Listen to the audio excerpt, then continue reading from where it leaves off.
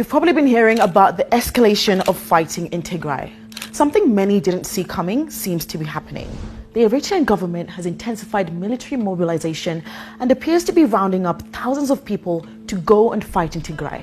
According to multiple sources who spoke to the BBC on condition of anonymity due to government restrictions, the state is also rounding up elderly people who were previously exempt and women who were rarely picked up. This has raised alarms about the extent of the Eritrean government's involvement in the Tigray conflict in neighboring Ethiopia. The war in Tigray broke out in November 2020 following a massive fallout between Ethiopia's Prime Minister Abiy Ahmed and the Tigray People's Liberation Front. Eritrea has been fighting alongside Ethiopian forces against the TPLF. And according to our sources, Eritreans are being raided from house to house and their homes are being sealed to force families to send their children to the conflict. Now, authorities are allegedly threatening the families of those who are in hiding.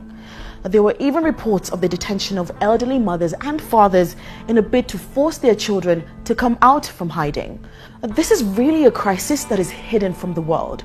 But today, we have some stories from people in Eritrea to share with you. People are expressing their opposition in various ways, but the security system is so merciless that it can commit any kind of atrocity against its people that has never been seen even during Ethiopian rule. They gathered people in the local administrations and threatened them, saying, "We are in the last stage of existence. The TPLF must be buried." This situation has affected the children of my dead brother, whom I considered as my hope. They have joined the army. What can I say except to beg for God to protect all the young? And many families have not heard from their loved ones who have been sent to Tigray in the first phase of the war to fight against Tigrayan forces. The BBC has contacted the Eritrean government for comment.